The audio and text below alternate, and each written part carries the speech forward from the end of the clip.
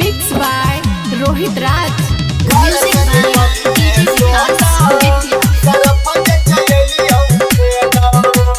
ससुर में छोरी मिले अइबो करी है हमारा इंतजार। सरफ मंजन बेचे के बहन मिले अइबो यार कि घर से निकली है सोना।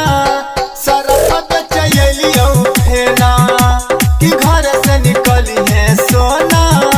सरफ बेचैलियो फेना ससुर में छोरी मिले करी है हमारा इंतजार।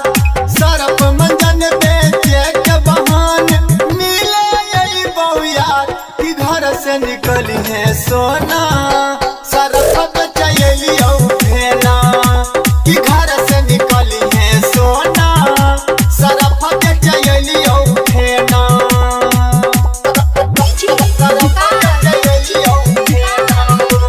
Mixed by Rohit Raj.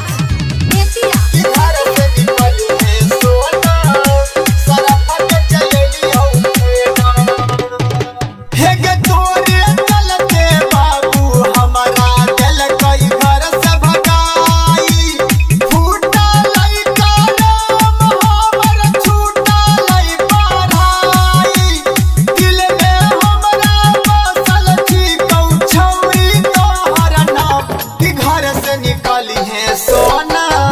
सरफ बेचैलियो फेना कि घर से निकली है सोना। सरफ बेचैलियो फेना